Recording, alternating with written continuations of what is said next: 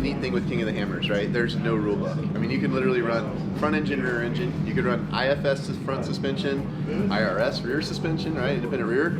You can run solid axle front, solid axle rear. They don't care if you run a manual transmission, nitrous. You can do whatever you want out there, and that is such a cool thing with the class, right? So this car, and kind of the way we designed it a while back, but it's been proven over the years and we've refined it, is it's an IFS car with a solid rear axle. It's a rear engine with a 4L80, like a 4-speed transmission. And it doesn't actually have a transfer case in it. It just has a gearbox from SCS that allows us to have the front and rear. It's a straight through. Yep. And so stole a little bouncer stuff. So this stuff works. It holds up, right? SCS gearbox, yeah. Yep. So, but it's a good setup. Like the car's easy to drive. It's smoother than a lot of them in the desert. I mean, I'm an old school rock crawler, and I built a car that's more suited to the desert. And hopefully that's the right combination. You know, like I can pick a good line in the rocks, but I have a car that carries me in the desert, and so hopefully that works out. This is my 15th year. Your 15th year, so 15th year. Almost since the beginning, right? How much? I was a co-driver the first year, so my 2008 experience was with Jeff Mello. I mean, we had air shocks and we were running crawlers, you know. Yeah, back then. I think we hit like 60 and the car went sideways. We didn't we couldn't get it past 60, you know, and you're like, we're gonna die. Nowadays, is what's the top speed you can achieve with this? So Dugans was just in here getting our GPS download. He goes, "Oh, you're pre-running at 123." We're like, "Yeah, just cruising." You know? So they're faster, a lot. I mean, that's literally double. The sport has evolved so fast in those couple of years. That's actually probably pretty accurate. 2008 to today, we're actually probably double the speed. Yeah. And we thought we were jamming back then. IFS wasn't even heard of back then. Nobody. People took IFS on their Toyotas and cut it off and put solid axles in, right? Now we're like, oh yeah, IFS is cool. Dude, awesome. Very, very cool.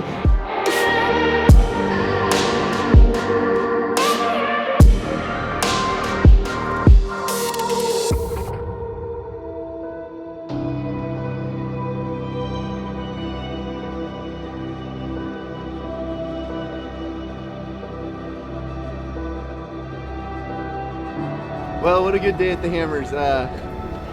It was the most competitive racing that we've ever had in this sport, and it's always tough when you don't finish first, but we had a couple of obstacles in our way. The first one was silly. My jacket got stuck in front of the air filter. We couldn't figure out why the thing wouldn't run.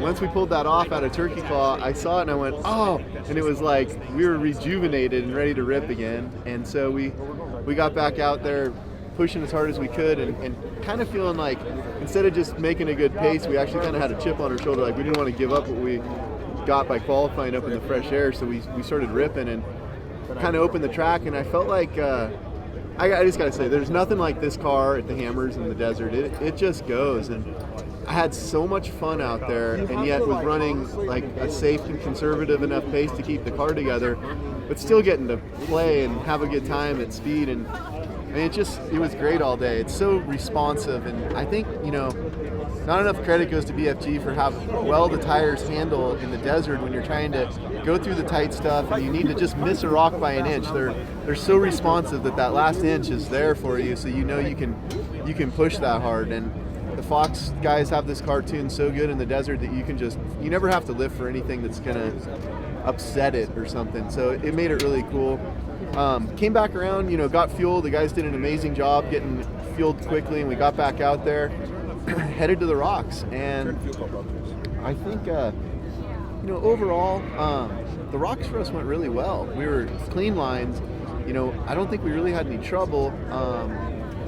Did everything right and made a really good lap on lap 2. Came back around, and we started hearing a different deceleration noise. We'd go into a corner, and when we'd lift, it would just go back to neutral. And we're like, that's weird. Something's going on with the transmission. And sure enough, I pulled into the rocks, and I have a line I kind of like to take in outer limits. So my second time through outer limits, I go up to a spot, I back up and get the line I like, and I put it in reverse, and there was no reverse. Not like 1 inch of reverse. We could go nowhere. So we didn't have the line we liked, and we decided to shoot it over to the left, and we rolled over. And so that was the first time that we had an incident really in the race. We hadn't had anything go off, script, if you will. And so when we rolled over, we had battled Raul in the desert. We had fun. That's all racing, good stuff. But when we got to the spot where we rolled over, I was like, oh boy, what's going to become of our day here? And that's when we knew we had to really make good decisions and make the right calls, because not having reverse actually makes you drive differently. We pulled 5 or 6 non-race lines because we weren't where we wanted to be, and had to get around people there was cars everywhere out there. I mean, it was a graveyard of people out there stuck in the main line, and so we were going around them, and we made some old school rock calling comp line stuff in this thing today. It was legit, like absolutely, like I wish somebody saw it, because they were lines that I was like, nope, there's not another Ultra 4 car out there that would want to pull that on a good day, right? So we had a great time. And I think, when we came down King's Veto and we made it, like, there was a sense of relief.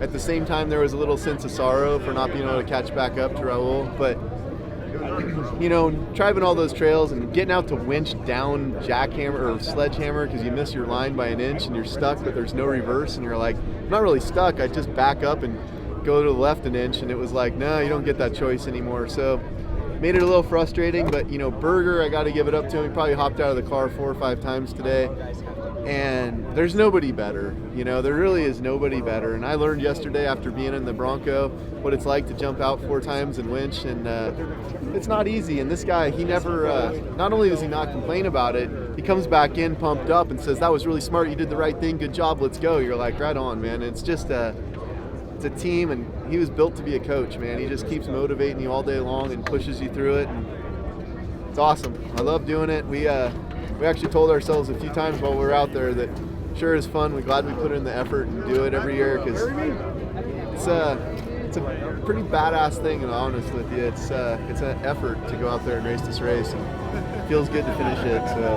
however it works out today, it was a good day. You gonna do it with me someday?